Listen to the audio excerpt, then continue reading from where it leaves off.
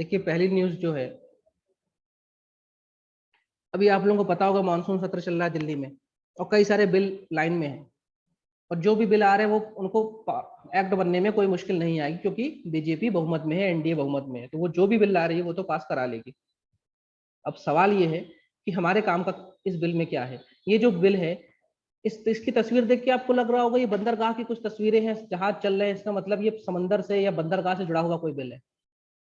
और इसमें आप नीचे देखो, ये प्रीलिम्स में तो आएगा, और जीएस का जो मेंस का पेपर है, तीसरा नंबर, थर्ड नंबर पेपर उसका इंफ्रास्ट्रक्चर यानी अधोसंरचना वाले पार्ट से है। हम ये जानते हैं इस बिल में कहा क्या गया है। जो भी बिल आएगा वो पास होगा, उसके लिए डाउट नहीं है। मोदी सरकार फुल बहुमत में है, ले आएगी।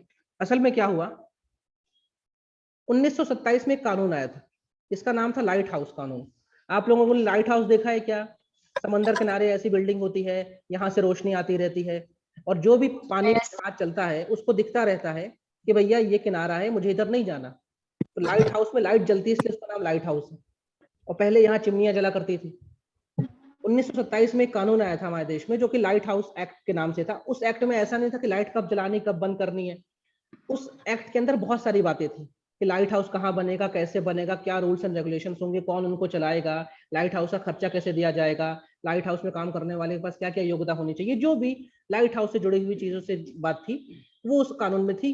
लेकिन अब आप देखिए कानून कब आया था, 1927 में। आज हमारे देश में अगर मैं इंडिया का मैप बनाऊं तो गुजरात से लेकर पश्चिम बंगाल तक कितनी बड़ी कोस्टल लाइन है और कितना सारा ट्रेड होता है। अभी अगर बात करो तो 88% जो हमारा व्यापार है वो पानी के रास्ते होता है। मतलब बहुत सारे जो समुद्री जहाज हैं वो आ रहे हैं और जा रहे हैं।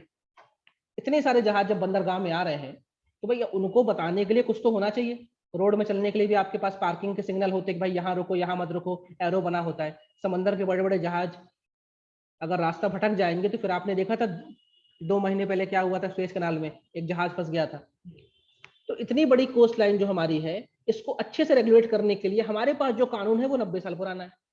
अब आज के जहाज, भाई पहले के जहाज और आज के जहाजों में अंतर है, साइज में अंतर है, टेक्नोलॉजी में अंतर है, बहुत कुछ अंतर है। 90 सालों में दुनिया इधर से उधर हो गई, लेकिन हमारा कानून कौन सा चला आ रहा है? बाबा आदम के जमाने का कानून। तो इस कानून को रिप्लेस करने के लिए, इस कानून को हटाने के लिए ये लाया गया marine aids to navigation bill. Marine aids to navigation bill, navigation मतलब होता है जब हम पानी में चलते हैं तो उसे नेविगेशन कहा जाता है। और मरीन किसे कहा जाता है? मरीन मतलब होता है खारा। तो खारा पानी जो समंदर है, तो जो समंदर वाले समंदर में जो भी परिवहन हो रहा है, जो भी लोग आ जा रहे हैं, उनका सुगमता से उनका नेविगेशन हो सके, वो आराम से आके अपना जहाज यहाँ डॉक कर सके, अपना माल उतार सके, यहाँ से जा सके। जो भी रूल्स एंड रेगुलेशंस होंगे समय के साथ में बदलने थे, इसलिए 1927 का जो कानून है इसको हटाया जा रहा है, एक नया कानून लाया जा रहा है। इस बीच में क्या है, आज हमारे देश में आप देखो तो मैं बोल रहा हूँ 88% जो ट्रेड है, एक्सपोर्ट इंपोर्ट दोनों, वो पानी के रास्ते से हो रहा है। इतने ज्यादा यहाँ पे ऑक्यूपेंसी है कि बहुत सारे पानी के जहाज ना 10-10 दिन तक समंदर में ही खड़े रहते हैं, उनको जगह नहीं मिलती पार्क करने की। और बहुत सारे बिल्कुल सोफिस्टिकेटेड इक्विपमेंट्स इसमें लग गए हैं, बहुत ज्यादा टेक्नोलॉजिकल डेवलपमेंट हो चुका है। ऐसे ऐसे जहाज आ गए हैं कि भाई उसमें पूरे इंटरनेट से चल रहे हैं। तो इन सारे जहाजों को हमारे देश में जब ये आते हैं तो हम किस कानून से इनको गवर्न कर रहे थे? कौन सा कानून को बता रहे थे कि 1927 का लाइट हाउस एक्ट कहता है कि आप यहाँ अपना जहाज रोके, यहाँ रुके, यहाँ नहीं रुके, ये करे ये नहीं करे, जबकि दुनिया कितनी आगे चली गई। तो हमारी सरकार को लगा यार ये 90 साल पुराना कानून हटाओ, बहुत सारी ऐसी चीजें हैं जो अब काम की नहीं है और बहुत सी ऐसी चीजें इसमें डली नहीं है। भाई 90 साल पुरानी में आपको कार दूं और बोलूं कि रेस लगा लो मर्सिडीज से, तो लगा पाओगे क्या? बस वही समझ लो, ये कानून है जिसको रिप्लेस किया जा रहा है नए कानून से। ठीक है, और पास हो जाएगा, पास होने की दिक्कत नहीं है। जो भी बिल लिखा है वो एक्ट अपने आप बन जाएगा। यहाँ तक की ब्रीफिंग क्लियर हो तो रिप्लाई कर दो। Yes, sir. अब जब ये कानून आया था तो ये तो ऑब्वियस सी बात है कि हम गुलाम थे। उस समय ब्रिटिश इंडिया में जो बड़े बड़े बंदरगाह थे, वो अदन का बंदरगाह था, कराची, बॉम्बे, मद्रास, कलकत्ता, रंगून। अब इसमें बहुत सारी जो शहर है ना वो हमारे है भी नहीं। जैसे रंगून की बात करें, वो म्यांमार उसके पास चला गया, म्यांमार के पास है। कराची पाकिस्तान के पास है। अदन जो है वो इजिप्ट वाला है। ठीक है, हमें उसमें नहीं जानना है, बस ये जानिए कि उन्होंने उस समय 32 लाइट हाउस बनाए थे, और जिसका पूरा काम इस एक्ट के तहत कर रहे थे। समय की बात है कि पुराना एक्ट को हटा दे, नए एक्ट को लाए, और इसी चीज को देखते हुए सरकार ने कदम लाया है। बहुत अच्छा कदम है। ये बिल पास हो जाएगा, क्योंकि आज हमारे देश में एक बकायदा पूरी सर्विस आ गई है। उस सर्विस का नाम क्या है? Vessel traffic service.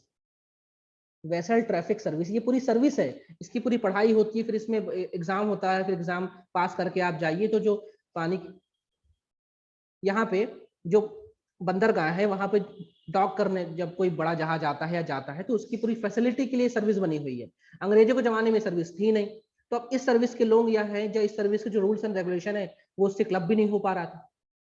यही सब देखते हुए सरकार ने बोला यार कानून खत्म करो 1927 का और एक नया कानून लाओ। ठीक है, क्योंकि हमारे देश में आज अगर मेनलैंड इंडिया की बात करूं तो 7,516 स्क्वायर किलोमीटर का एरिया जो है ये हमारी कोस्ट लाइन है, ये हमारी पानी की कोस्ट लाइन है। 7,500 मोटे तौर पे बात कर लो, इतनी बड़ी कोस्ट लाइन में पैर रखने की जगह नहीं है। हर जगह कहीं बड़े बंदरगाह है, कहीं छोटे बंदरगाह है, और वहां पे हम कानून कौन सा चला रहे थे? पुराने जमाने का।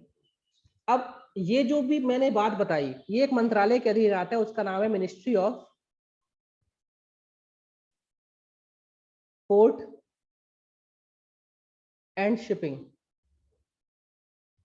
यानी बंदरगाह और ये जो नौकायान है इसके एक मंत्रालय है, और अभी श्रीपद नायक साहब इसके मंत्री हैं, लेकिन वो मिनिस्टर ऑफ स्टेट है, मतलब राज्य मंत्री है। मतलब ये पूरा डिपार्टमेंट मेन मोदी जी संभाल रहे हैं, लेकिन ये स्टेट मंत्री श्रीपद नायक तो ministry of port and shipping के अधीन आता है, और ये इसी मिनिस्ट्री ने ये बिल लाया होगा और ये बिल पास हो गया, लोकसभा राज्यसभा से पास हो जाएगा, राष्ट्रपति साहब अपना साइन मार देंगे, बन जाएगा एक्ट।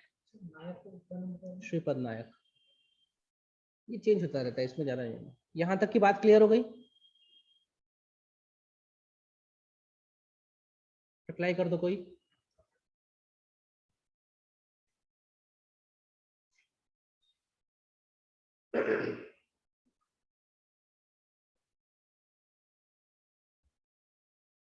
अब यहाँ पे फैसले वो लिखा हुआ है कि भाई क्या अच्छी बातें हो जाएंगी, तो इसमें सोचने वाली क्या बात है भाई? इससे जो कायदे कानून है वो स्ट्रीमलाइन हो जाएंगे।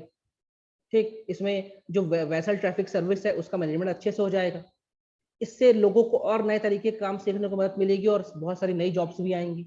इससे ऑडिटिंग और एक्रीडेशन, यानी मोटे तौर पे जो वहां पे काम हो रहा है, जो वहां पे पैसे का लेन देन हो रहा है, जो भी वहां का बही खाता है, वो सरकार अच्छी तरह उनको जान पाएगी, और जो सीए हैं आज के जो सीए हैं वो इससे अच्छी तरह उसको ऑडिट कर पाएंगे। इससे जो लाइट हाउस है उसका भी डेवलपमेंट अच्छे से हो पाएगा। और अभी मेरे ख्याल से 4-5 महीने पहले की बात है, मोदी जी ने एक मन की बात में लाइट हाउस का जिक्र किया था, और हम लोगों से भी आह्वान किया था कि भाई आपके आसपास जो लाइट हाउस हो उसको जाइए, विजिट करिए। ठीक है, क्योंकि हर हफ्ते होती है मन की बात, लेकिन ये लाइट हाउस का जिक्र किया था, तो मोदी जी के ड्रीम प्रोजेक्ट में है कि लाइट हाउस को हम फिर से बनाएं, फिर से अच्छा करें। और 4 महीने पहले उन्होंने बोला हम लोगों से कि लाइट हाउस घूम के आओ, देख के आओ, लाइट हाउस से आपको क्या सीखने को मिला वो बताइए। और 4 महीने बाद हम देख रहे हैं ये कानून ही आ गया पूरा पूरा। ठीक है, तो मन की बात में लाइट हाउस का जिक्र किया था मोदी जी ने। अगली न्यूज में चलते हैं। ये न्यूज थोड़ी सी हैवी होने वाली है, लेकिन मैं कोशिश करूंगा मैं समझा दूं। ये अंतरिक्ष की न्यूज है, गामा रे बर्स्ट के बारे में। पहले सब तो ये कि बर्स्ट क्या होता है। आपके पास एक गुब्बारा है, गुब्बारा मैंने फोड़ दिया। आपके पास एक गुब्बारा है, गुब्बारा मैंने फोड़ दिया, इसे कहते हैं बर्स्ट। आप बाइक से जा रहे थे, टायर फट गया, इसे कहते हैं बर्स्ट। बर्स्ट हो गया, है ना? ये हिंदी में भी शब्द अपन यूज कर लेते हैं। तो यहाँ मोटे तौर पे हम कहें कुछ विस्फोट हुआ होगा, विस्फोट हुआ होगा। अब ये जो विस्फोट है, ये एक्सप्लोजन है, ये हुआ कहाँ? ये हुआ अंतरिक्ष में, स्पेस में। स्पेस में कौन जाके पटाखे फोड़ दिया भाई? दिवाली तो दूर है अभी, तो हमारे अंतरिक्ष में पटाखे बहुत फूटते रहते हैं, हर दिन दिवाली होती है अंतरिक्ष में।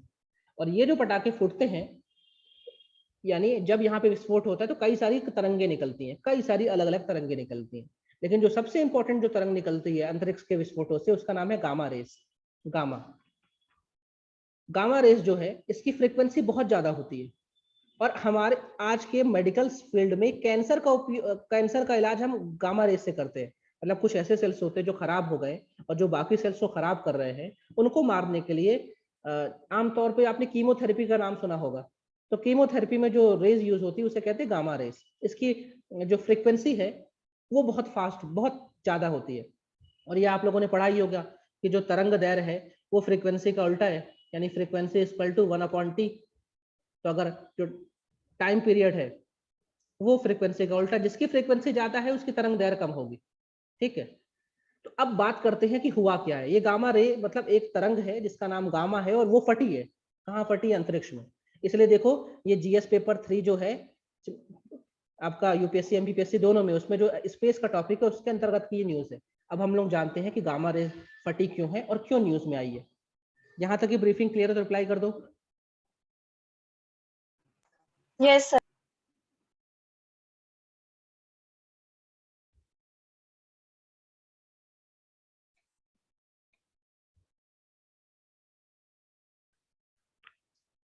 हमारे अंतरिक्ष में बहुत सारे स्टार है।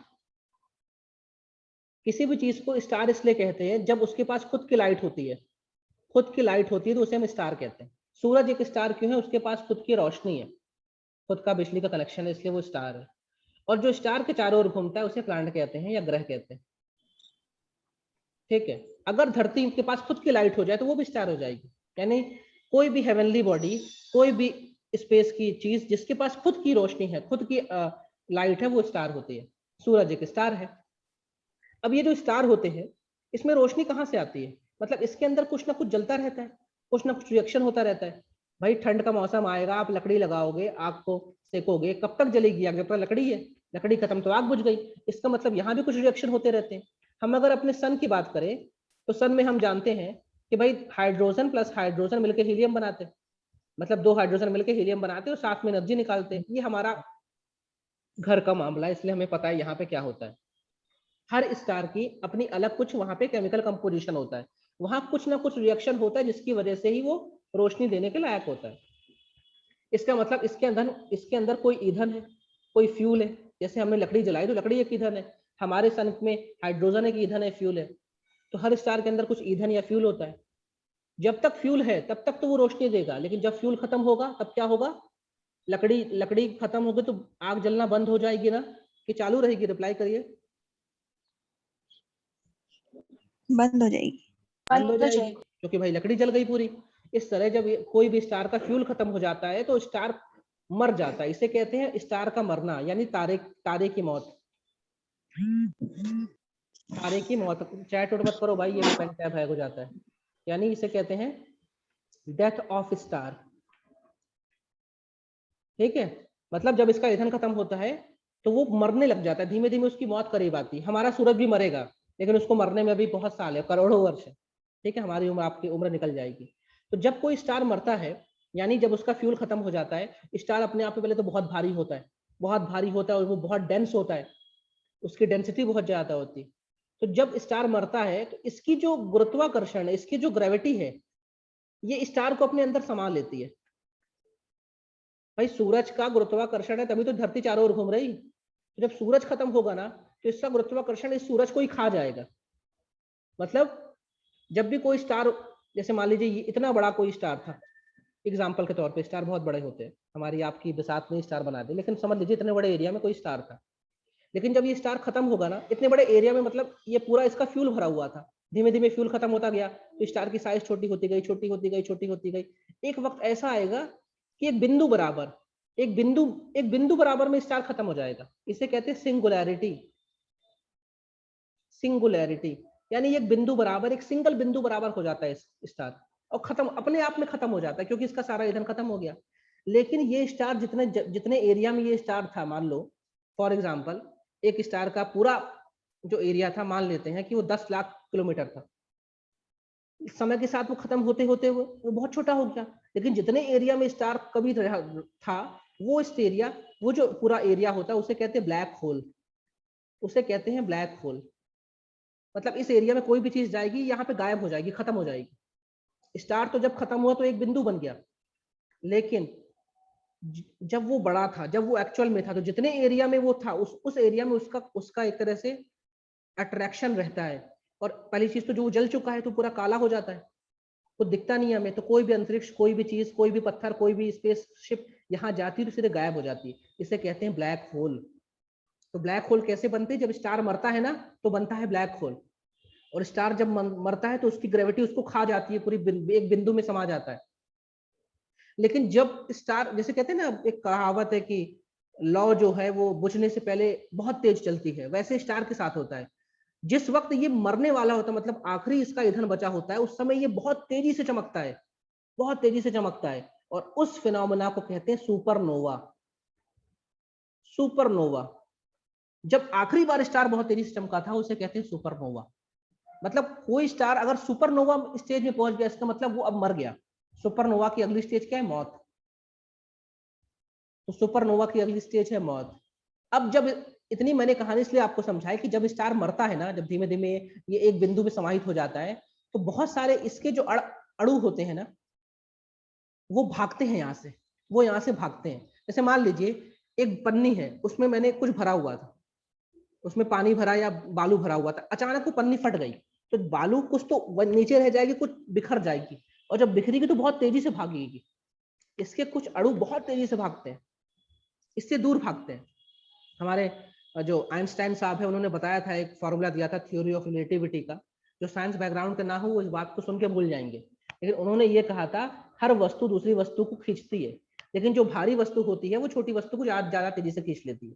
इसीलिए सूरज भी धरती को खींचता है, धरती भी सूरज को खींचती है, लेकिन सूरज बड़ा है इसलिए धरती सूरज के चारों ओर चलती है। तो जब कोई भी स्टार मरता है तो कुछ अणु, कुछ इसके अणु कह सकते हैं या उसके पार्टिकल्स कह सकते हैं, वो इससे बहुत तेजी से दूर भागते हैं, गोली की रफ्तार से आते हैं। और मान लीजिए कोई एक, ये धरती है, अर्थ, कोई एक अणु यहां से निकले और धरती की ओर भाग रहा था, धरती की ओर आ रहा था।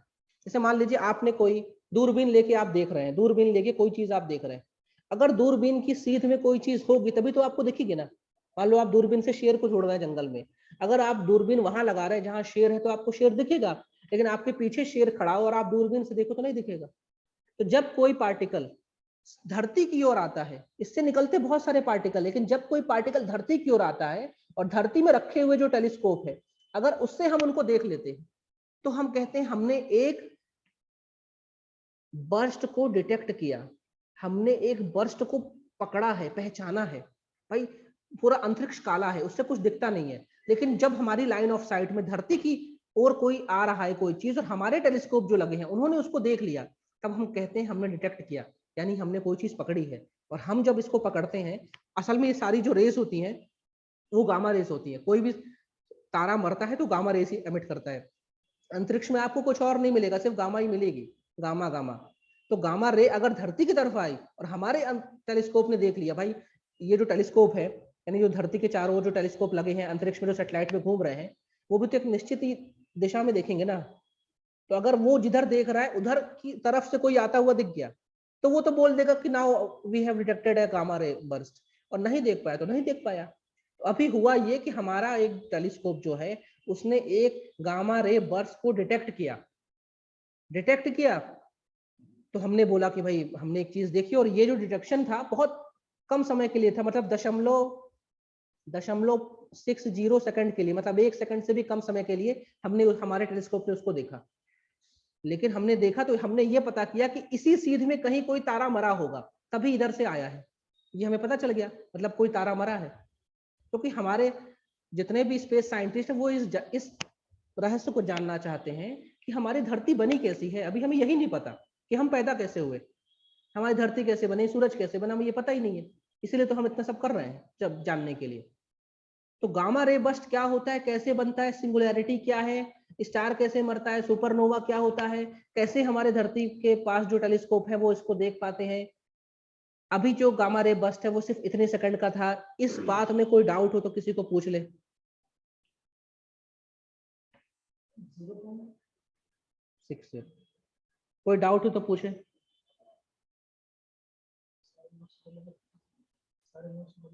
रिकॉर्ड हो रहा है,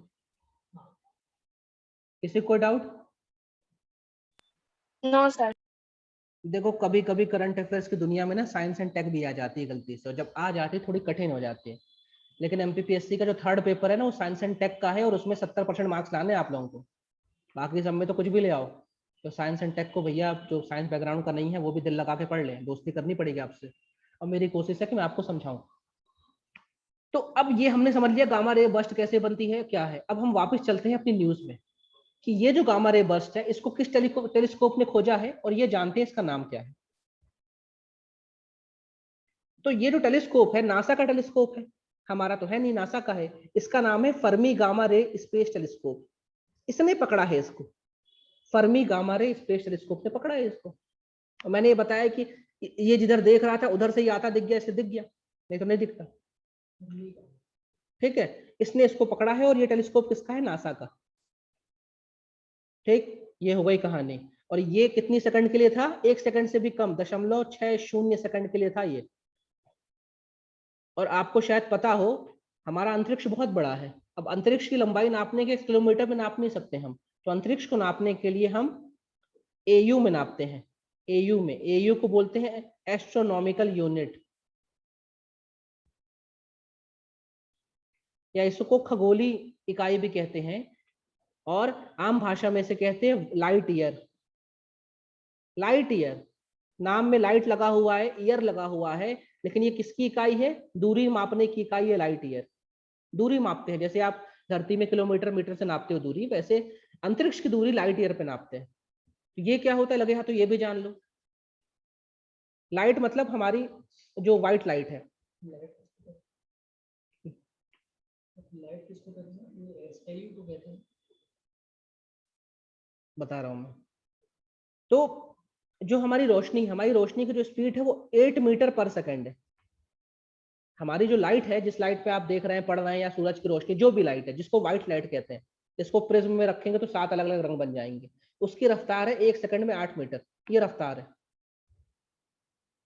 तो इस रफ्तार से कोई चीज अगर चले, इस रफ्तार से 1 सेकंड में 8 मीटर, इस रफ्तार से कोई चीज चले और पूरे साल भर चले, मतलब लाइट की रफ्तार से आप चलो, पूरे साल चलो, 365 दिन लगातार चलते रहो, तब जितनी दूरी आप तय करोगे उस दूरी को कहते हैं 1 लाइट ईयर। उस दूरी को कहते हैं 1 लाइट ईयर।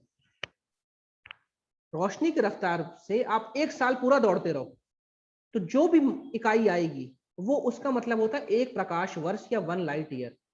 उसी को कहते हैं 1 एयू भी कहते हैं। ये पर्यायवाची है, लाइट ईयर बोल दो, एयू बोल दो, पर्यायवाची। क्योंकि अंतरिक्ष इतना बड़ा है कि हम उसको लाइट ईयर में मापते हैं।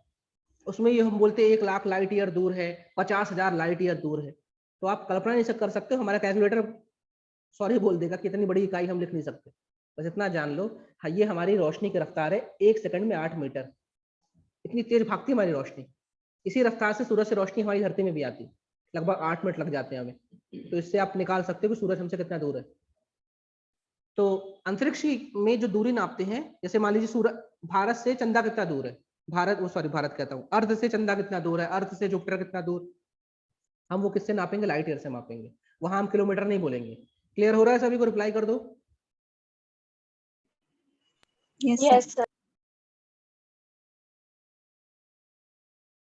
ठीक है, ये सारी कहानी मैंने समझा दी आपको। अब पढ़ना नहीं इन सब चीज को, पढ़ोगे तो फिर सो जाओगे। अगली न्यूज चलते हैं रशिया पे। रशिया घूमने चलते हैं। रशिया ने, ये आपको देख के लग रहा होगा कुछ बड़ा खतरनाक सा चीज है तस्वीर में, असल में ये क्या है? और देखिए ये आदमी कितना छोटा है इसके सामने, कितनी बड़ी चीज है ये। अब ये भी न्यूज है स्पेस को लेकर, स्पेस की कोई न्यूज है। फिर अंतरिक्ष की यात्रा में हमें चलना पड़ेगा, और प्रीलिम्स में तो पूछेगा ही, और जीएस का 3rd पेपर में पूछेगा ही। अब है क्या ये हम जान लेते हैं। रशिया ने एक लैब लॉन्च की है, रशिया ने एक लैब लॉन्च की, लेबोरेटरी लॉन्च की है। ये लेबोरेटरी कहाँ रहेगी? अंतरिक्ष में रहेगी। लेकिन इस लेबोरेटरी का नाम क्या है? नौका। देखो पहला कंफ्यूजन यही है, नौका। नौका मतलब तो नाव होती है, ऑप्शन में आएगा। ये एक नाव है, हम उसको टिक मार देंगे कि नाव है, रशिया ने बनाई है। तो ये जो नौका है, ये रशिया ने एक लैब बनाई है, लैब। लेकिन ये लैब कहाँ रहेगी? अंतरिक्ष में रहेगी। ये लैब कहाँ रहेगी? अंतरिक्ष में। अब अंतरिक्ष में लैब कैसे रहेगी? अंतरिक्ष में तो हमने सुना है कि भाई या तो आप सैटेलाइट हो तभी रह सकते हो, लैब कैसे रहेगी वहां पे? इसके लिए हमें देखना पड़ेगा कि आज से लगभग 23 साल पहले हमने अंतरिक्ष में एक घर बनाया था। उस घर को कहते हैं अंतरराष्ट्रीय अंतरिक्ष स्टेशन, या इंटरनेशनल स्पेस स्टेशन हम कहते हैं। 1998 में दुनिया के 5 देशों ने मिलकर एक बहुत बड़ा काम किया, और उन्होंने क्या बनाया? इंटरनेशनल स्पेस स्टेशन बनाया। ये धरती के बाहर हमारा एक घर है, 5 बेडरूम का घर है। कभी मौका मिले तो जाना, अगर जाने दे तो। इंटरनेशनल स्पेस स्टेशन ISS कहते हैं। ये धरती से 400 किलोमीटर ऊपर है, 400 किलोमीटर ऊपर है। धरती से 400 किलोमीटर ऊंचाई पे है ये, और हमेशा इस इंटरनेशनल स्पेस स्टेशन पे हमेशा कोई ना कोई व्यक्ति होता ही है, कोई ना कोई एस्ट्रोनॉट होता ही है आईएसएस में। इसको बनाया था 5 देशों ने मिलकर, जिसमें यूएसए है, रशिया है, कनाडा है, जापान और यूरोपियन स्पेस एजेंसी है। ये सब आपको नोट्स में मिल जाएगा। 1998 में हमने इसको बनाया। हमने इसको इसलिए बनाया कि अंतरिक्ष में जाके हम कुछ एक्सपेरिमेंट करना चाह रहे हैं कि जब ग्रेविटी नहीं होगी तब कोई माइक्रोब्स कैसा रिएक्ट करेंगे, जब ग्रेविटी नहीं होगी तब ये फसल कैसा रिएक्ट करेगी, जब ग्रेविटी नहीं होगी तो इंसान कैसे जिंदा रहेगा। बहुत सारे एक्सपेरिमेंट हम करते हैं, क्योंकि सारा खेल यही है कि हमें ये नहीं पता कि हम पैदा कैसे हुए। एज ए ह्यूमन तो हमें पता है कि हम पैदा कैसे हुए, लेकिन हमारी धरती कैसे बनी, सूरज कैसे बना, चंदा मामा कैसे बने, चंदा मामा ही क्यों है, चाचा क्यों नहीं बने, ये सब हमें पता ही नहीं है। इसके लिए हम दुनिया ये सब लगे हुए 1998 से इंटरनेशनल स्पेस स्टेशन बना हुआ है। ठीक, अब ये जो है यहाँ पे बहुत सारे मॉड्यूल है, यहाँ पे अलग अलग सेक्शंस हैं भाई। कुछ सेक्शन जैसे मान लीजिए यहाँ का कोई बेडरूम वाला हिस्सा है, वो रशिया बना के दे रहा है। यहाँ पे इसकी तस्वीर में दिखाई देता हूँ ना आपको, ये देखिए, ये धरती के बाहर हमारा एक घर है, इसमें ये पूरे विंग्स हैं, फैन लगे हुए हैं, 5 बेडरूम का कमरा है ये। यहाँ पे टॉयलेट है, सब कुछ है, खाना पीना, रसोई, किचन सब है यहाँ पे। एस्ट्रोनॉट जाते हैं तो रहते हैं यहाँ पे, काम करते हैं, और यहीं से जब बाहर निकलते तो हम उसको बोलते हैं स्पेस वॉक किया उन्होंने, स्पेस वॉक किया। ठीक है, स्पेस वॉक किया। कोई ना कोई यहाँ पे रहता ही है। अब ये तो आपने जान लिया कि 1998 में बना था और पांच लोगों ने मिलकर बनाया था। अमेरिका की स्पेस एजेंसी का नाम है नासा, रशिया की जो अंतरिक्ष एजेंसी उसका नाम है रॉसकॉस्मोस, जापान की जो स्पेस एजेंसी उसका नाम है जाक्सा, कनाडा की जो स्पेस एजेंसी उसका नाम है कैनेडियन स्पेस एजेंसी यानी सीएसए, और यूरोप की जो है, यूरोप कोई देश नहीं है, यूरोप यूनियन जो है उन लोगों ने मिलकर किया है सब, उसका नाम है यूरोपियन स्पेस एजेंसी। इन लोगों ने बनाया। आज भी मानव के इतिहास में इससे महंगी चीज कोई नहीं है, इससे महंगी चीज हम आज तक बना ही नहीं पाए, इतनी महंगी है ये, इतनी महंगी है ये। तो इसी में एक सेक्शन जिसका नाम है नौका, और वो क्या है एक्चुअल में लैब है, वो लैब है भाई। पुरानी लैब खराब हो रही है भाई, कब से है ये घर, तो ये एक लैब है नौका जिसको रशिया ने भेजा। अब ये जाएगी वहां पे माउंट होगी, तो एक रॉकेट लेके जाएगा, कौन भेज रहा है, रशिया भेज रहा, तो रॉकेट भी किसका होगा, रशिया का होगा, तो रॉकेट लेके जाएगा। अब जैसे ये मान लीजिए मैंने रॉकेट बना दी, तो रॉकेट के ऊपर ये लैब लगी होगी, इसे माउंट कहते हैं, माउंट होना। ये जाएगी वहां पे, ये अलग हो जाएगी, ये यहाँ पे जाके फिट हो जाएगी। फिर जो यहाँ पे एस्ट्रोनॉट है वो बाहर निकलेंगे, पेचकस पाना लेकर उसको कसेंगे, मतलब फिट किया जाएगा जो भी अपना उनका काम करना है। तो ये एक नौका है, नाम है नौका। अब सवाल है कि नौका क्यों, रशिया में क्या नौका कोई शब्द होता है? हाँ, रशियन में नौका मतलब होता है साइंस। ये जो रशियन ने नौका शब्द यूज किया, इसका मतलब होता है रशियन लैंग्वेज में विज्ञान या साइंस, इसलिए उन्होंने नौका नाम दिया। हमारे यहाँ नौका बोलते तो हम नाव बोल देते। यहाँ तक की बात क्लियर, तो रिप्लाई कर दो। Yes sir. Yes sir. अब ये जो हमारा स्पेस स्टेशन है, ये धरती के, इसकी रफ्तार देखो आप, इसकी रफ्तार लिखी हुई कहीं, इसमें बताया गया है कि हर 93 मिनट में धरती के चक्कर लगा लेता है, हर 93 मिनट में, मतलब 24 घंटे में, 24 आवर्स में 15.5 बार धरती के चक्कर लगा लेता है। मतलब अगर आप यहाँ पे गए तो आप दिन में 15 बार आपको सूरज उगता दिखेगा, सूरज गिरता दिखेगा, मतलब दिन रात दिन रात दिन रात होती रहेगी यहाँ पे। तो घूम रहा है हर 93 मिनट में। ठीक है, और यहाँ पे दुनिया भर के साइंटिस्ट जाते हैं, रुकते हैं, एक्सपेरिमेंट करते हैं। ये उसका पाथ दिखाया गया है कि इस तरह ये हमारा घूम रहा है। मतलब इक्वेटर आपका ये है, अगर मैं इसको,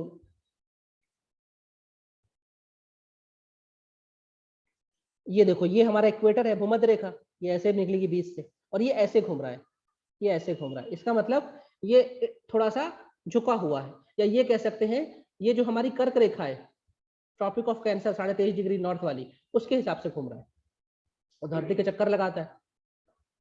ठीक है, इसके समान पुराने हो रहे हैं, समय समय पे कुछ ना कुछ नया पे चेंजेस होता रहता है। तो बस आपको हमेशा ये जानना है कि धरती से 400 किलोमीटर की ऊपर ऊंचाई पे ये है, और इसे हम कभी कभी कह देते हैं, जहां पे ये प्लेस है उसे कहते हैं लोअर अर्थ ऑर्बिट, LEO कह देते हैं, लोअर अर्थ ऑर्बिट कहते हैं इसको।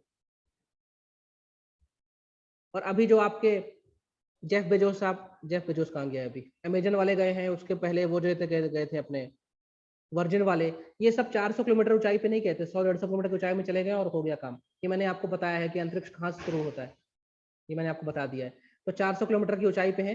असल में क्या है, 1000 किलोमीटर तक का जो धरती से 1000 किलोमीटर की ऊंचाई को हम लोअर अर्थ ऑर्बिट कहते हैं, यानी निचली कक्षा, धरती की निचली कक्षा में है ये।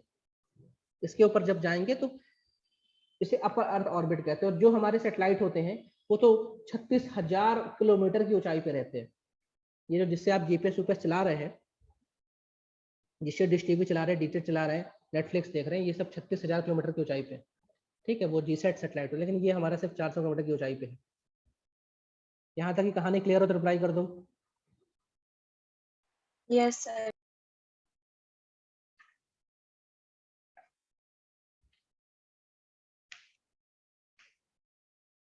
अब भारत भी अपना स्पेस स्टेशन बनाना चाह रहा है, हम बनाएंगे। चाइना ने बना ही लिया है, चाइना की तो भाई सब काम तेज चल रहा है, चाइना का बन चुका है, तो अब असेंबलिंग चल रही है स्पेस में, 1-2 साल में लॉन्च कर देगा। भारत बनाएंगे, इसीलिए हमारा गगनयान जो मिशन है बहुत इंपॉर्टेंट है कि पहले हम अपने लोगों को अपने ही बनाए हुए रॉकेट से स्पेस में भेज तो पाए। इसलिए गगनयान मिशन में 3 भारतीय जाएंगे, और जब उसमें सक्सेसफुल हो जाएंगे तो अगला हमारा मिशन रहेगा कि हम अपना खुद का स्पेस सिस्टम बनाए, अंतरराष्ट्रीय स्पेस सिस्टम बनाए। माना कि अभी का जो है उससे काफी छोटा रहेगा, लेकिन बनाए ये बड़ी बात है, और हम बना रहे हैं और खुद से बना रहे हैं, हम किसी की सहायता नहीं ले रहे हैं। अब अगली न्यूज जो है वो डिफेंस से है, ठीक है, और ये काफी अच्छी न्यूज भी है। हमारे देश में जो भी नेवी के जहाज हैं उनके नाम क्या, आईएनएस लगा रहता है। आईएनएस मतलब क्या होता है, इंडियन नेवल शिप,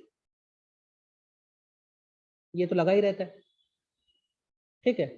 और इसका नाम है तलवार। सब ये अलग अलग क्लास होती हैं, कोई तलवार क्लास का है, कोई स्कॉर्पियन क्लास का है, कोई कलवरी क्लास का है, बहुत सारे, उसमें आपको नहीं घुसना है, एनडीए का पेपर दोगे तो जाना।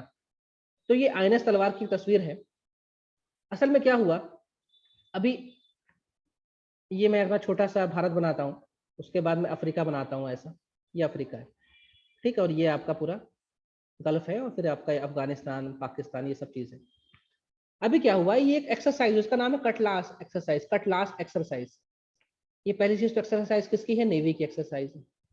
और ये हुई कहाँ है, इस वाले हिस्से में हुई है, इस वाले हिस्से में हुई है, मतलब अफ्रीका के पूर्वी हिस्से में और हिंद महासागर के पश्चिमी हिस्से में हुई है। हमारा तलवार गया था वहां पे, हमने एक्सरसाइज की। एक्सरसाइज क्यों करते हैं, बहुत सारे देशों की नेवी यहाँ पे आती है, हम इसलिए करते हैं कि भाई जो तुम्हारे पास है वो तुम हमको सिखा दो, जो मेरे पास है वो तुम हमसे सीख लो। कल को यहाँ पे जो इलाका है ना, सोमालिया वाला बेल्ट है, यहाँ पायरेसी बहुत है, यहाँ पे लुटेरे, समुद्री लुटेरे बहुत सारे हैं, शिप को हाईजैक कर लेते हैं, और यहाँ से बहुत सारा माल गुजरता है।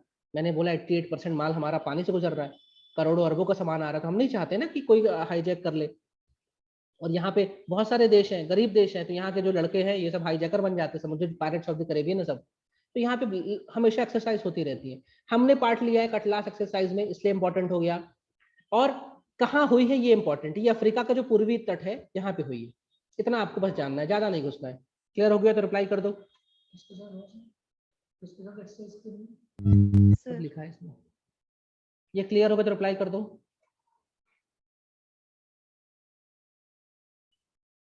अब इसमें यूएस की आर्मी थी, यूके की थी, इंडिया की थी, और भी अंतरराष्ट्रीय स्तर की, जैसे इंटरनेशनल मैरीटाइम ऑर्गेनाइजेशन होता है।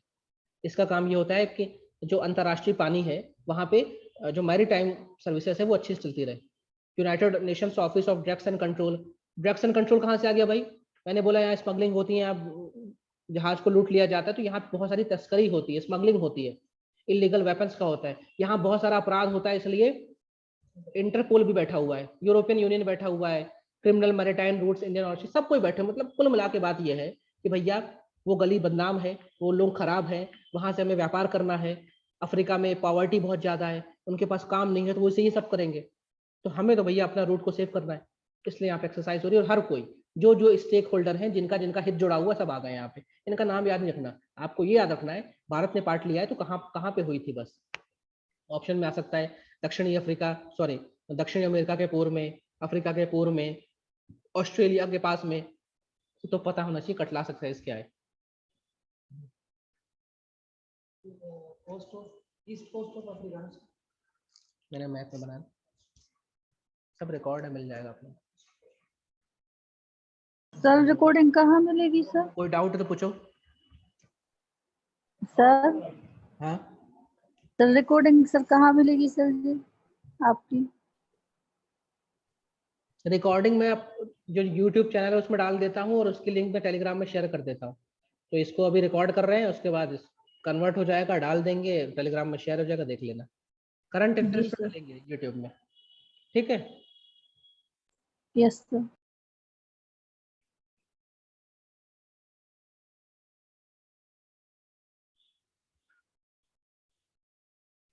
अच्छा, भारत सरकार ने जब 2015 में मोदी जी ने एक विजन दिया था, इसका नाम है सागर विजन। सागर मतलब पानी, समंदर, लेकिन इसका फुल फॉर्म है असल में, हाँ, मोदी सरकार की एक अच्छी बात यह है कि हर चीज का फुल फॉर्म होता है और हमारा सिलेबस बढ़ा देता है। इसका फुल फॉर्म ध्यान रखना। जब भी हम अपनी मैरीटाइम बाउंड्री की बात कर रहे हैं, जब भी हम अपने सी कोस्ट की बात कर रहे हैं, जैसे मालदीव्स के साथ, श्रीलंका के साथ हमारी जमीन की बॉर्डर नहीं है, पानी की बॉर्डर है। मॉरिशस के साथ पानी की बॉर्डर है। तो हम, मोदी जी ने ये कहा था, मेरे जो पड़ोसी हैं, देखो फुल फॉर्म क्या है, security and growth for all in the region. तो जो भी मेरा क्षेत्र है साउथ एशिया, जैसे ये मैं बनाऊं ये छोटा सा भारत, और फिर ये श्रीलंका, और ये फिर पूरा ये आसियान, इसे मोटे तौर पे हम साउथ ईस्ट कहते हैं, इधर वाला साउथ ईस्ट कहते हैं। इसमें अफगानिस्तान भी है, पाकिस्तान भी, इंडिया भी है, भूटान, नेपाल, बांग्लादेश सब है, 8 कंट्रीज है। तो मोदी जी ने ये कहा था, ये जो मेरा साउथ एशिया वाला रीजन है, इस रीजन में मैं चाहता हूँ सब देश लोग सुरक्षित रहें, सब देशों का विकास हो। और ये हमने डॉक्ट्राइन दी है 2015 में। ये डॉक्ट्राइन किसके लिए है? हमारे पड़ोसियों के लिए है। पड़ोसियों के साथ हमारे संबंध कैसे रहेंगे? एक शब्द में, सागर जैसे संबंध रहेंगे। सागर का फुल फॉर्म क्या है? Security and growth for all in the reason.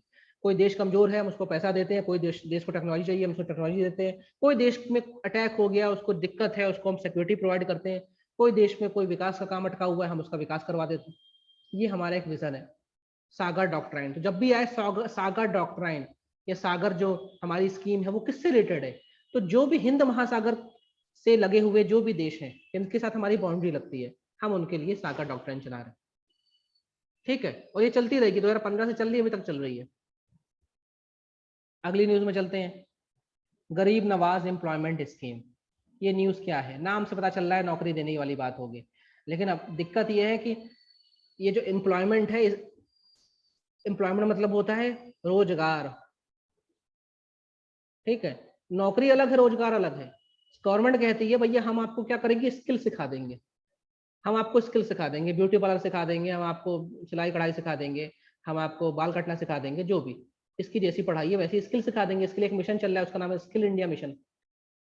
जिसकी जैसी पढ़ाई है, ग्रेजुएशन है, वैसा सर मतलब जो भी पढ़ाई है वो सरकार की स्कीम चलती है।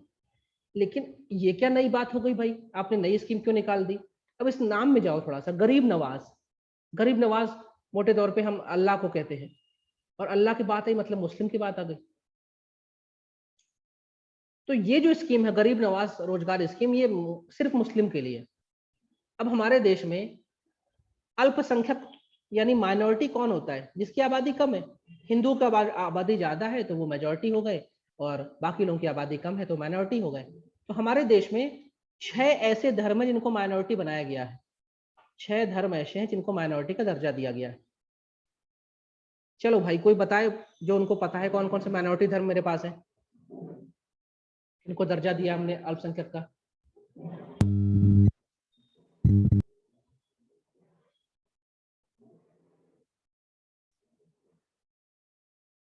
जैन, चलो भाई, रुपेश ने जैन बोला, हम जैन लिख देते हैं। और Muslim, बुद्ध, बुद्ध धर्म की बात कर रहे हैं तो पूरा नाम लिखेंगे, जैनिज्म, बुद्धिज्म। और कौन सा धर्म है भाई? ईसाई यानी क्रिश्चियन। और क्या है भाई? क्रिश्चियनिटी तो हो गई। एससी, एसटी, मैं धर्म की बात कर रहा हूँ रुपेश भाई, धर्म धर्म।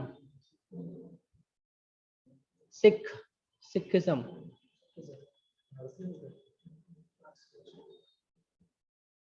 पारसी, और इसके बारे में पढ़ रहे हैं, मुस्लिम। तो भारत सरकार ने डेजिग्नेट किया है 6 धर्मों को, they are the called minority religions.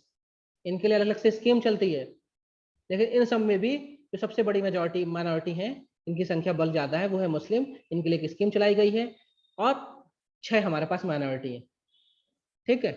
तो कहीं कहीं माइनॉरिटी का कोटा होता है, जॉब में होता है, कहीं कहीं सरकार माइनॉरिटी को पीएससी यूपीएससी निकालने पर पैसा देती है। तो इनकी स्कीम अलग है। हमारे देश में सिर्फ 6 ऐसे धर्म है जिनको अल्पसंख्यक का दर्जा दिया गया है। अब इस स्कीम में क्या है नया, क्या हुनर सिखाया जा रहा है। सरकार की पॉलिसीज में आ गया हुनर सिखाया जा रहा है। इसमें क्या हुनर सिखाया जा रहा है? ऐसा हुनर जो कम समय में सीख लिया जाए, और स्किल सिखाई जा रही शॉर्ट टर्म में। वो आप लोग जानते हो, सिलाई, कढ़ाई, बुनाई, और बाल काटना, मेकअप करना, ब्यूटी पार्लर, जो भी सरकार की स्कीम होगी वो। लेकिन किसके लिए? सिर्फ ये मुस्लिमों के लिए है, ये सिर्फ मुस्लिमों के लिए है। और इसके लिए आप देखते होंगे कि भाई शहर शहर में कई सारे सेंटर्स होते हैं, सरकार उनको अपॉइंट करती है।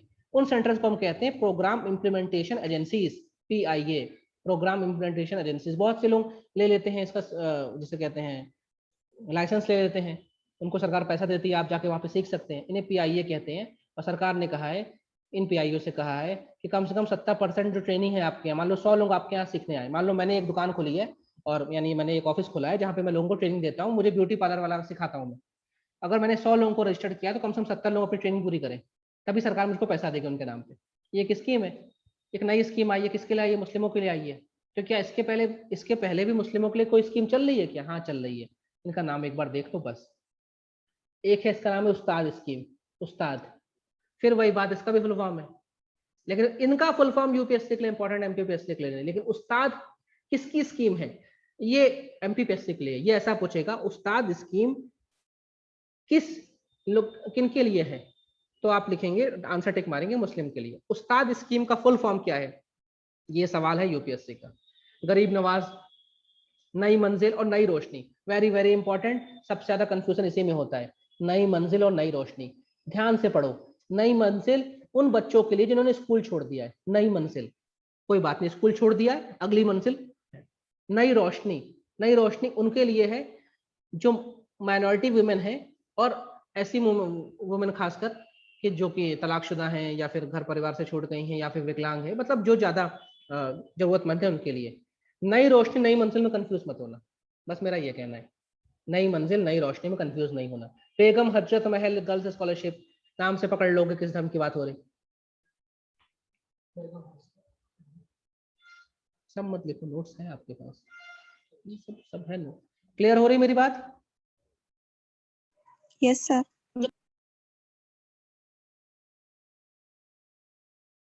ये अपने तोमर साहब आ गए, ग्वालियर से हैं ये। क्या है, अभी ये कृषि मंत्री हैं। तोमर जी दिख रहे होंगे आप लोगों को, नरेंद्र सिंह तोमर। ऐसा क्या कह दिया इन्होंने कि इनकी तस्वीर आ गई, और बगल में एक आदमी की तस्वीर है जो हाथ में टैबलेट लिया हुआ है। ये क्या कर रहा है यहाँ पे, खेत में बैठ के क्या कर रहा है? खेत में बैठा है, टैबलेट लिया हुआ है, तो फेसबुक नहीं चला रहा, ये सर्वे कर रहा होगा। सर्वे कर रहा खेत में बैठ के, मतलब कुछ सर्वे चल रहा है। तो सरकार ने बोला है कि जो हमारे किसान है, नेशनल फार्मर, उनका हम डेटाबेस बनाएंगे। कौन सा किसान है, किसके पास कितनी जमीन है, क्या फसल होती है। ठीक, आजकल हमारे जो पटवारी है उनको भी टैबलेट दे दिया गया कि भाई अपना एक सॉफ्टवेयर है, उसी में सब कुछ करिए। तो सरकार ने क्या कहा है, सरकार ने क्या कहा ये हमें जानना है। नरेंद्र सिंह तोमर की तस्वीर आई है तो कुछ बड़ी बात कही होगी, है ना। सरकार ने ये कहा है कि जो भी हमारे देश का राष्ट्रीय किसान का डेटाबेस बन रहा है, ध्यान रखिएगा, पूरे देश स्तर में बन रहा है, जो जो किसान है। तो सरकार ने बोला है, कौन सी सरकार ने? केंद्र सरकार ने बोला है, इस डेटाबेस में वही किसान आएगा जिसके पास जमीन है। यानी जो जमीन वाला किसान है, जिसके पास जमीन है, जिसके पास पट्टा है, जिसके पास खसरा खतौनी B1 फॉर्म है, उसी का डेटा रखा जाएगा। बस सरकार का ये कहना है, उसका डेटा रखा जाएगा। किसमें? डेटाबेस में। अब डेटाबेस की बात आ गई, मतलब IT की बात आ गई, टैबलेट की बात आ गई, इंटरनेट की बात आ गई। तो एग्रीकल्चर मंत्रालय के पास इतना तो इंफ्रा है नहीं। इसके लिए इनकी सहायता कर रही है मिट्टी, इसके लिए इसकी सहायता करेगी मिट्टी। ये भी एक मंत्रालय है, इसके नाम में देखिए, नाम में लिखा है इलेक्ट्रॉनिक्स एंड इंफॉर्मेशन टेक्नोलॉजी। नाम से क्लियर हो गया होगा। देश के सारे सॉफ्टवेयर, सारी वेबसाइट, सारे पोर्टल्स, ये सब मेंटेन करती है। जितनी भी NIC की वेबसाइट आप देखते हैं, सब मिट्टी बनाती है। जो भी सरकारी ऐप है, कहीं ना कहीं इनका योगदान है। इकोनॉमी वाले ऐप को छोड़ के, यानी पैसे वाले लेन देन वाले ऐप को छोड़ के, बाकी जो ऐप है सब मिट्टी बनाती है। पैसे वाले लेन देन वाले ऐप तो फिर RBI बनवाता है, भीम ऐप हो गया, जब जो भी और ऐप हो गए। तो ये मंत्रालय इनकी सहायता करेगा। क्या करेगा ये मंत्रालय? कोई ऐप बनवाएगा, कोई सॉफ्टवेयर बनवाएगा, इनको ट्रेनिंग देगा, ये इन पटवारियों को जाके सर्वे करेंगे, बस ये। तो इसमें बस मेन बात ये है कि हमारे देश में जो किसान कहा जा रहा है, वो किसान कौन सा होना चाहिए? किसान भूमि भूमि जिसके पास है वही किसान कहला रहा है इस डेटाबेस में, बस भूमिहीन नहीं है। इतनी सी बात कही गई है। क्लियर हो रही मेरी बात? रिप्लाई कर दो। Yes, sir.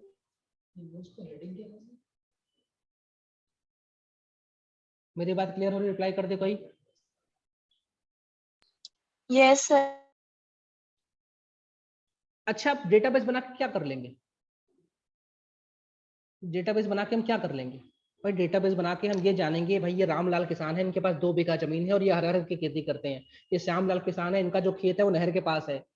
ये रहीम है, इसके पास जो खेत है वहां की जमीन जो है लाल है। तो हमें पता रहेगा कौन सा किसान क्या जरूरत है, उससे हमें ये पता रहेगा इसको कौन सा बीज दिलवा दे, इसको कौन सी खाद दिलवा दे, इसको कौन सी ट्रेनिंग दिलवा दे। अच्छा, आसाम में बाढ़ आ गई तो हमें पता रहेगा आसाम में ये किसान है। तिनसुकिया जिले में बाढ़ आ गई तो हमें ये पता रहेगा इस जिले में 2 लाख किसान है। इस जिले में पर्टिकुलर ब्लॉक में बाढ़ आ गई तो हमें पता रहेगा कि रामलाल श्यामलाल जैसे 500 किसान है, इनका खेत डूब गया है, फटाफट इनके खाते में पैसा डालो। ये नहीं कि फिर पटवारी जाके सर्वे करेगा तुम्हारा खेत डूबा, तुम्हारा खेत नहीं डूबा। मतलब कुल मिला के सरकार जानना चाहती है एक रिकॉर्डिंग हो जाए, जिससे कि हम अपनी डेवलपमेंट एक्टिविटीज, अपनी योजनाओं को बहुत तेजी से क्या कर सके, आगे बढ़ा सके। ठीक है भाई, कोई भी व्यक्ति है अगर उसका दर्ज है, उसको एक नंबर मिल गया कि भाई ये है, तो वो जो भी नई फसल लिया करेगा उसमें लिख दिया करेगा कि ये मेरी फसल है, उसकी फोटो खींच दिया करेगा। तो कुल मिलाकर जिस तरह आपका आईडी पासवर्ड बनता है उस तरह इनका बन जाएगा। और दिल्ली में बैठी हुई सरकार, भोपाल में बैठी हुई सरकार फिर ये नहीं बोलेगी हम हवाई सर्वे कर रहे हैं। मालूम चला सतना में बाढ़ आ गई, रीवा में बाढ़ आ गई, किस ब्लॉक तहसील में बाढ़ आई है, फटाफट इनको पैसे दो, पहले तुरंत खाते में पैसे जाने चाहिए, मुआवजा राशि और भी जो चीज सरकार इनसे वीडियो कॉन्फ्रेंसिंग करना चाह रही, जो भी और चीज एक तरह का डेटाबेस बना रही। ये जो सरकार बना रही है ना डेटाबेस, इसका इन्होंने नाम रखा agri stack. Agri stack, stack stack एक, अगर आप लोगों ने कंप्यूटर साइंस से डिग्री की है या कोई कंप्यूटर साइंस वाला उसको पता होगा कि, वैसे चलो कंप्यूटर साइंस तो बड़ी बात कर दिया। आप लोगों ने एक अलमारी देखी है क्या, जो स्टील की दुकानों में मिलती है, जिसमें अलग अलग रैक होते हैं, आप इसको छोटा बड़ा कर दो, ऊपर नीचे कर दो, कस दो। स्टील की दुकानों में लोहे की अलमारी मिल जाती है, कैसे भी कर दो। और अगर नहीं भी देखी तो लाइब्रेरी में आपने ये अलमारी देखी होंगी, उनको ऊपर नीचे अपन कर सकते हैं। इसे स्टैक कहते हैं, इसे स्टैक। और हर हर अलमारी में हम तय करते भाई इसमें हम किताब रखेंगे, इसमें कॉपी रखेंगे, इसमें कपड़े रखेंगे। एग्री स्टैक मतलब, और वैसे ये स्टैक जो है ये आईटी का शब्द है, ये कंप्यूटर का एक शब्द है। जो हमारी इंफॉर्मेशन स्टोर होती है वो स्टैक में स्टोर होती है। एग्री स्टैक मतलब खेती से जुड़ी हुई जो इन्फॉर्मेशन है वो कहीं स्टोर हो रही। ये सरकार का एक पॉलिसी है, एक विजन है कि हम अपने देश में एग्री स्टैक चालू कर रहे हैं। एग्री स्टैक मतलब खेती से जुड़ी हुई सारी जानकारी को सरकार ऑनलाइन करना चाह रही। तो जब भी एग्री स्टैक आए मतलब ये कलेक्शन ऑफ टेक्नोलॉजी है, जिसमें हम डिजिटल डाटाबेस बना रहे हैं। रामलाल श्यामलाल सबका डेटाबेस हमारे कंप्यूटर स्क्रीन में होना चाहिए। और जिससे क्या होगा, किसानों को फायदा होगा। हम किसान की आय दुगनी करना चाह रहे 2022 तक, लेकिन कोरोना आ गया, दुगनी कर नहीं पा रहे, लेकिन कभी तो करेंगे, तो पता तो चले कि रामलाल की आय कितनी है पहले, तब तो दुगनी करेंगे। ठीक है। तो और सर कोई भी ये ऐप जो है ये नेचुरल कैलेमिटीज किसानों आती है के तो उस हम उनको समय रहते ही मदद कर पाए, ऐसा ना हो कि फसल उसकी आय बर्बाद हुई, पैसा आ रहा है 2 साल बाद मुआवजे का। ये सारी चीज है। तो एग्री स्टैक क्या है, एक ऐसा विजन है जिसमें सरकार चाह रही खेती से जुड़ी हुई हर एक चीजों को वो आईटी के माध्यम से या कंप्यूटर के माध्यम से या टेक्नोलॉजी के माध्यम से कंप्यूटर्स में रख ले, क्लाउड में रख ले, जिससे सरकार जब चाहे तब एक क्वेरी चला के पूरी जानकारी निकाल ले। ये थी न्यूज। क्लियर हुई तो रिप्लाई करो। सर हाँ, ये फिर ये जो ऐप है ये किसानों के मोबाइल में रहेगा क्या, मतलब जो डाटा किसान देगा? ये अभी पायलट प्रोजेक्ट में है। किसानों के मोबाइल में भी रहेगा, सरकार के पास भी रहेगा, पटवारी के पास भी रहेगा, कोई इसकी वेबसाइट भी होगी। वो जब होगी तब मालूम चलेगा। सरकार ने भी ये बोला कि हमारा जो एग्री स्टैक प्रोग्राम है इसमें हम उन्हीं किसानों को लेंगे जिनके पास खुद की जमीन है। मतलब वो किसान जो कहीं काम करता, किसी और खेत में काम करता, उसको नहीं लेंगे। ठीक है। इससे क्या बेनिफिट्स होंगे सब मैंने आपको बता दिया। फसल बर्बाद हुई, पैसा आ गया। फसल अच्छी हुई तो सरकार को पता है कि भाई इसके पास आज 50 क्विंटल गेहूं है, तो भाई फटाफट जो ई मंडी है उसमें वो रजिस्टर करके, मान लो मुझे 50 क्विंटल गेहूं खरीदना है, मैंने फटाफट रजिस्टर किया, ओटीपी आया, मैंने उससे कनेक्ट किया, अपना ट्रैक्टर लेके गया, उससे खेत से मैंने गेहूं उठा लिया। सब पता रहेगा कि कौन क्या लगा रहा है, किधर लगा रहा है, कैसे लगा रहा है, ये सब चली बातें। अगली न्यूज धोलावीरा को लेकर है। अब देखो ये हिस्ट्री की न्यूज है, इंडस वैली सिविलाइजेशन की न्यूज है, लेकिन आइए करंट अफेयर्स में। तो अब इससे जुड़ा हुआ जब सवाल आपको मिलेगा पेपर में, तब आप गैस कर सकते हो कि यार करंट अफेयर्स में था इसलिए आया। अब ये धोलावीरा क्या है?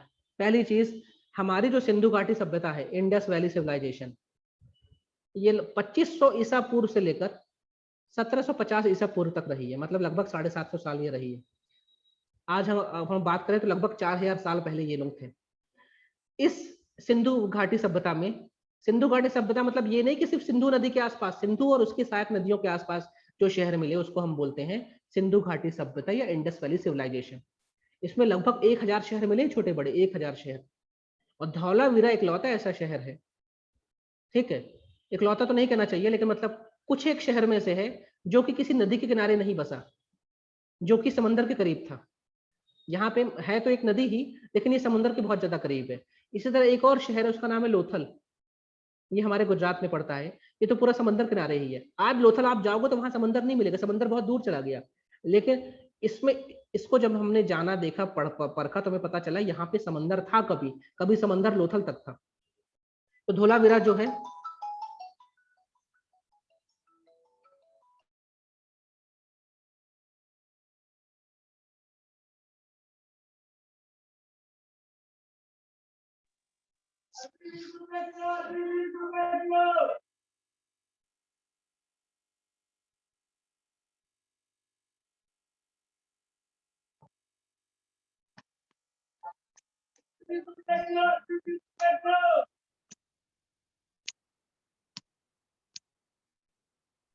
तो ये जो धौलावीरा है ये हमारे देश की 40वीं वर्ल्ड हेरिटेज साइट बनी, 40वीं। इसका मतलब 39 पहले से थे हमारे पास। ये धौलावीरा की तस्वीर आप देख लीजिए। इस साल हमें 2 बड़ी खुशखबरी मिली। पहले मेरे पास 38 वर्ल्ड हेरिटेज साइट थी। कुछ दिनों पहले एक मंदिर है, उसका नाम है रुद्रेश्वर टेम्पल, इसको हम कहते हैं रामप्पा मंदिर भी, इसके बारे में मैंने पहले पढ़ा दिया है। ये तेलंगाना में, ये बना हमारा 39th वर्ल्ड हेरिटेज साइट, और धौलावीरा बन गया 40वां। धौलावीरा जो है हड़प्पन सिविलाइजेशन का पार्ट है। देखो इंडस वैली सिविलाइजेशन में बहुत सारे शहर हैं, इसमें सबसे पहले जो खोजा गया था वो था हड़प्पा शहर, इसलिए इसको कहीं कहीं हड़प्पा सभ्यता भी कहते हैं, कंफ्यूज नहीं होना। इंडस वैली सिविलाइजेशन में एक सबसे पहला जो शहर खोजा गया था 1921 में, वो था हड़प्पा शहर, ठीक है। तो ये धौलावीरा इंडस वैली सिविलाइजेशन की एक साइट है। और यहाँ पे जो तस्वीर में जैसे आप देख सकते हैं कि यहाँ पे जो घर मिल रहे हैं उससे मालूम चल रहा है कि काफी अच्छी यहाँ पे आर्किटेक्चर था। यहाँ पे किले मिले हैं, सिटाडेल मिला है, यहाँ पे बहुत बड़ा एक चबूतरा मिला हुआ है। तो बहुत सारी चीज यहाँ पे मिली है। ये सब लिखा है कि यहाँ पे एक बहुत बड़ी वॉल्ड सिटी मिली है, मतलब चारों ओर बाउंड्री है। इससे मालूम चल रहा है कि यहाँ बीच में बहुत सारे लोग रहते थे और ये कोई स्पेशल लोग थे, तभी तो चारों ओर बाउंड्री है। एक पूरे शहर के चारों ओर है। एक सिमेट्री बनी हुई है, सिमेट्री मतलब एक ऊंचा स्थान बना हुआ है, ठीक है। यहाँ किले मिले हैं आपको, यहाँ पे सेरेमोनियल ग्राउंड मिला हुआ है कि यहाँ पे कुछ मतलब कोई बहुत बड़ा मैदान मिला है जहाँ पे कुछ विशेष आयोजन किए जा सकते थे। एक मिडिल टाउन मिला हुआ है। मिडिल टाउन मतलब ये आप लोगों ने उसकी फिल्म देखी होगी ऋतिक रोशन की मोहनजोदड़ो, उससे भी थोड़ा कर सकते हो। जैसे मैंने बोला कि ये एक पूरा शहर है, उसके चारों ओर बाउंड्री है। फिर इस शहर में एक हिस्सा ऊंचा है, ऊंचे हिस्से में बड़े बड़े लोग रहते हैं, एक हिस्सा नीचा है, इसे लोअर टाउन कहते हैं। मतलब यहाँ चढ़ने के लिए आपको सीढ़ी से जाना पड़ेगा, फिर ऊंचाई में आ जाओगे। Lower town. ये एक सिटाडेल मिला हुआ। सिटाडेल मतलब होता है ये जो ऊंचाई वाली जगह, इसे सिटाडेल कहते हैं, ऊंचाई में बना, इसे सिटाडेल कहते हैं। ये आपको मोहनजोदड़ो में मिलेगा या आपको हड़प्पा में मिलेगा। मतलब कुल मिला के इस यहाँ पे जो घर थे वो अमीर लोगों के रहे होंगे, बड़े लोगों के रहे होंगे, इनका घर ऊंचाई पे है, और यहाँ पे आम आदमी का रहा होगा। ये सब चीजें यहाँ पे मिली है, ठीक है। और यहाँ पे जैसे मैं बोल रहा हूँ धौलावीरा जो है ये एक नदी के पास है, उस नदी का नाम है खादिर नदी। लेकिन अब ना नदी बची है और ना यहाँ पे अब समंदर बचा है, लेकिन ये जो नदी है इसके जस्ट पास ही समंदर भी था, ठीक है। और यहाँ से व्यापार हुआ करता था। उस समय ओमान में व्यापार होता था। ओमान को उस समय कहते थे मगन, ओमान को मगन कहते थे। एक देश है उसका नाम है बहरीन को दिलमन कहते थे उस समय, दिलमन। यहाँ से व्यापार हुआ करता, बड़े बड़े समुद्री जहाज आया करते थे। आज नहीं है यहाँ समंदर, लेकिन कभी था। और मेसोपोटामिया की जो सभ्यता है, मेसोपोटामिया की, ठीक है, इजिप्ट वाली, यहाँ तक व्यापार हुआ करता था। ये सब हमें मिल रहा है यहाँ पे। जो आर्कियोलॉजिकल सर्वे ऑफ इंडिया जब खुदाई करती है ना, तो सब जो कार्बन डेटिंग होती है उससे हम जान पाते हैं कि भाई कहाँ पे किसकी कितनी उम्र है और यहाँ पे क्या क्या हुआ करता था। ये न्यूज क्लियर है तो रिप्लाई कर दो। Clear sir. और वर्ल्ड हेरिटेज साइट के बारे में मैंने पिछली क्लास में बता दिया था क्या मिलता है, कैसे मिलता है, जब मैंने रामप्पा मंदिर बताया था। तो अगली न्यूज इराक को लेकर है। यूएसए ने कहा भाई कि मैं इराक से जा रहा हूँ। यूएसए का आजकल भागने का मन है, पहले अफगानिस्तान से मना कर दिया बिडेन साहब ने, अब बोलते इराक से जा रहे हैं। तो सवाल है इराक में क्यों गए थे भाई? 2003-4 में इराक में घुस गए थे और ये बोल रहे थे, सद्दाम हुसैन उस समय था, बोल रहे थे सद्दाम हुसैन के पास कुछ ऐसे वेपन्स हैं जिससे दुनिया खत्म हो सकती है। ये बोल के वो सद्दाम हुसैन पे घुस गए, सद्दाम हुसैन को मार डाला, सत्ता परिवर्तन कर डाला, कुछ ऐसा वेपन नहीं मिला। ये अमेरिका की दादागिरी से घुस गया एक देश में, और अब अमेरिका को लगता है बाहर निकले तो भाई बाहर निकलना है। ठीक है, तो इराक में क्या क्या बोल के घुसा था, इसके पास क्या है, weapons of mass destruction, weapons of mass destruction बोल के घुस गया था अमेरिका। यानी बहुत अधिक त्रासदी करने वाले हथियार रखा है सद्दाम हुसैन, लेकिन मिला कुछ नहीं, आलू टमाटर जो मिला उसको मिला, कुछ नहीं मिला, ऐसा कह के घुस गया। और अब अमेरिका बोल रहा है मैं बाहर जा रहा हूँ, मुझसे ना हो पाएगा, बड़ा खर्चा होता है यहाँ पे। जैसे अफगानिस्तान में बोल के निकल गया कि मुझसे नहीं हो पाएगा, तुम लोगों को अपना देख लो, वैसे अब इराक से भी जा रहा है। फिर इराक भी अगला अफगानिस्तान बनेगा, इराक में भी ISIS फिर से पावरफुल हो जाएगा, वहां भी आतंकवाद बढ़ेगा। ठीक है, तो इसमें ये न्यूज इन ट्रांजिशन है, इसमें बहुत सारे अपडेट आते रहेंगे, बस अभी इतना जान लो घुसा क्यों था। सद्दाम हुसैन को ये कह के घुस गया था कि भैया तुम्हारे पास क्या है, वेपन्स है जिससे तुम दुनिया को तबाह कर दोगे। अब ये क्वेश्चन है, इसको अटेम्प्ट करो, फटाफट रिप्लाई करो। पहला क्वेश्चन गामा रे बस्ट के बारे में। सर हिंदी में बोल दो।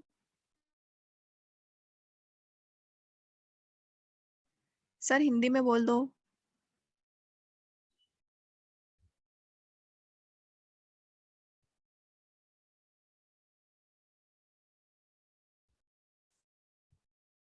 पहला सवाल ये कह रहा है गामा रे बस्ट जो है हमारे अंतरिक्ष की सबसे मजबूत इवेंट्स में से एक है, जिसको हम पकड़ सकते हैं, डिटेक्ट कर सकते हैं। ठीक है, दूसरा ये कह रहा है कि गामा रे बस्ट अधिकतम 60 सेकंड का हो सकता है। Both statement are right. मेरा वाला अभी 1 सेकंड का नहीं था, तो क्या हुआ, गामा रे बस्ट अधिकतम 60 सेकंड के हो सकते हैं। ठीक है, तो बोथ 1 and 2 आर राइट। हमारा वाला इस बार 1 सेकंड से कम का था, तो क्या करें, इसको हमने पकड़ा। ठीक है, कोई बात नहीं, जिसका गलत है कोई बात नहीं, आप अटेम्प्ट करो, बस सवाल ऐसे ही मिलते हैं।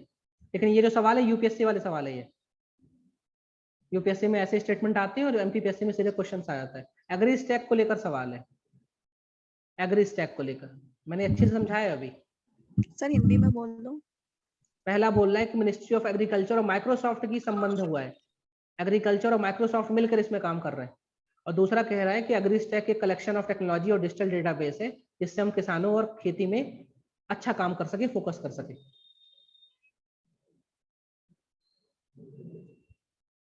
तो भाई माइक्रोसॉफ्ट के साथ नहीं है, मीटी के साथ है, मीटी हमारी मंत्रालय है, मीटी उसके साथ है। तो ये बस सही है, यानी ऑप्शन बी इज राइट।